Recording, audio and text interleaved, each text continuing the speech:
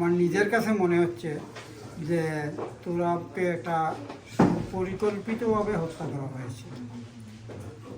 এবং আমি যেটা মনে করি, আমি তো বললাম যে গত 14 তারিখে মাত্র সে মারা যাওয়ার 4 দিন আগে সর্বশেষ যেটা আমাদের জালালাবাদে লিড নিউজ হয়েছিল চিনি চূড়া চালান নিয়ে, সেইখানে ছাত্রলীগ, পুলিশ, বিজিবি, প্রশাসন সবার কথা ছিল। এবং বিভিন্ন সময়ে সে যেহেতু আমাদের এই ভোটগুলো সে করতো, তো এই জন্য তার প্রতি একটা আক্রোশ থাকতে পারে। কিন্তু আমার একটা বিশ্বাস ছিল, বা তারও হয়তো ছিল, কারণ ওই যে মানে সে আমাদের পুলিশ বিট দেখতো, আমাদের সাংবাদিকদের কিছু বিট ভাগ করা থাকে, পুলিশ বিট করতো, সেই হিসাবে তার হয়তো একটা ভরসা ছিল যে পুলিশের সাথে তো আমার খুব ঘনিষ্ঠ সম্পর্ক আছে। এই বুথ থেকেই হয়তো সে তাদের কাছাকাছি গিয়ে মানে এই ধরনের সময়ে হয়তো রিস্ক নিয়েই ইয়ে করেছিল। কিন্তু সে হয়তো বুঝতে পারে নাই যে তাকে সেইখানে আহ্বান করে নেওয়া হয়েছে। এবং আমার কাছে, আমি জানি না সত্য মিথ্যা, আমার কাছে আরেকটা খবর এসেছে যে তারই কোনো একজন প্রেস ফটোগ্রাফার, সে নাকি ওই দিন ইউনিভার্সিটিতে মানে সে নিজে ঠিক করছিল যে সে ওইখানে থাকবে, কিন্তু তাকে নাকি ইনভাইট করে বলা হয়েছে যে না, ইউনিভার্সিটিতে না, এখানে আজকে খেলা হবে, এখানে আসো। আমি জানি না, এটা আল্লাহ ভালো জানে, কিন্তু আমার সব দিক মানে দিয়ে করে আমার মনে হচ্ছে যে তাকে পরিকল্পিতভাবে হত্যা করা হয়েছে। এবং উনি যেটা বললেন যে ছোটরাগুলিও শুধু একজনের দিকে সবগুলা গেল, এটা তো হতে পারে না। শুধু তাকেই টার্গেট করা হলো, এর পরবর্তীতে ভালো গুলিবিদ্ধ হয়েছে। তারপরেও তো পুলিশ, আমরা বলি যে পুলিশ আপনার মানুষের বন্ধু, তাইলে তাদের উচিত ছিল যে তারা আগে নিয়ে তাকে হসপিটালে নিয়ে যাবে। কিন্তু সেইখানে তো সে কাতরাচ্ছে, কিন্তু তাকে কেউ ইয়ে করে নাই। পরবর্তীতে ওই যে উনি বললেন যে সবাই চতুর্থমুখী একজন সাংবাদিক এসে, তাও তারা হয়তো এইটাকে গুরুত্বপূর্ণ মনে করছে, শুধু একটা সিএনজিতে উঠে দিছে। আমার মনে হয় আজকে উনি যে প্রেস কনফারেন্সে যে বক্তব্যগুলো তুলে ধরলেন, বা আরও কিছু যদি তথ্য পাওয়া যায় সেইগুলো এড করে একটা মামলা কোর্টে, আদালতে একটা মামলা রুজু করে রাখা দরকার, যাতে কোনো সময়ে যদি সত্যিকারের আইনের শাসন আসে তখন যেন সেইটা থেকে আমরা বেনিফিট নিতে পারি।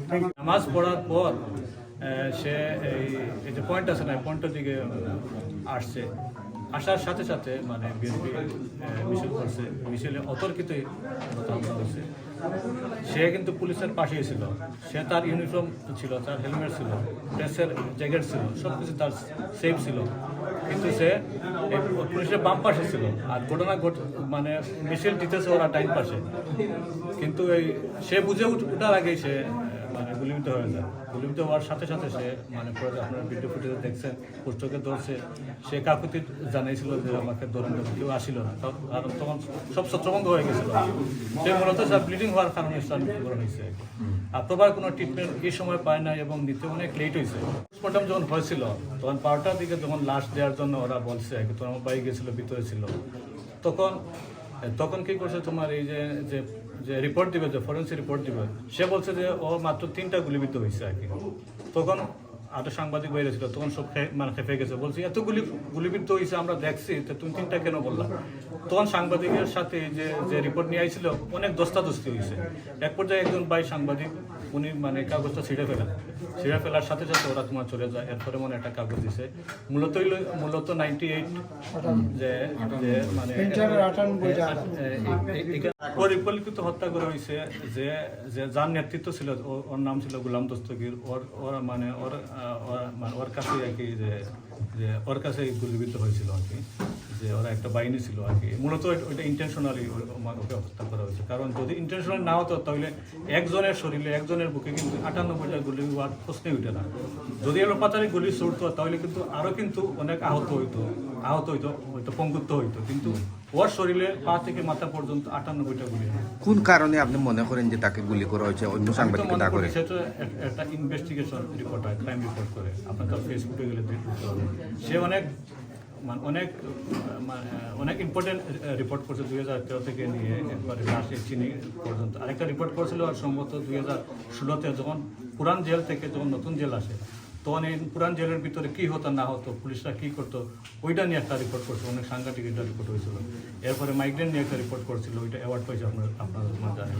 আর সর্বশেষ চিনি যেটা নিয়ে মানে রিপোর্ট করছে, আমরা হয়তো ধারণা করতেছি, আল্লাহ ভালো ধারণা করতেছি ওইটা রিপোর্টের কারণে হতে পারে, কারণ ওইটার সাথে কিন্তু সরকার দল, এরপরে আপনার কি বলে বিজেপি, ভোটার কার্ড সবাই মানে ওইটা উল্লেখ করে খুব সুন্দর একটা রিপোর্ট করছিল, ওইটার কারণে হতে পারে। ওনার ওয়াইফ তো ব্রিটিশ, আজকে কেন আসলেন না সংবাদ সম্মেলন এবং ওনার অবস্থানটা কি?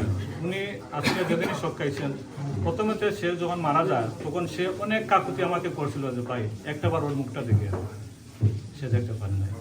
দোকান থেকেই মূলত সে আপসেট, সে কথা বলতে পারতেছে না। আমার সাথে কথা বলে আমি বলছি যে তুমি আসো, যে না ভাই আমি তো এখনই মানে মানে কিছু বলতে পারবো না, আর আমি একটু যাই, আমি একটু ফ্রি হই, তাহলে বলতে পারবো। গুলিগুলো তার ভাইটাল অর্গানে লাগায়, তার প্রচুর পরিমাণে ইন্টারনাল অতিরিক্ত রক্তক্ষরণের ফলে তার মৃত্যু ঘটে। মাত্র 2 মাস আগে ইংল্যান্ড প্রবাসী মেয়ের সাথে বিবাহ বন্ধনে আবদ্ধ হয়েছিলেন বিয়ানীবাজারের টকবকে যুবক এটিএম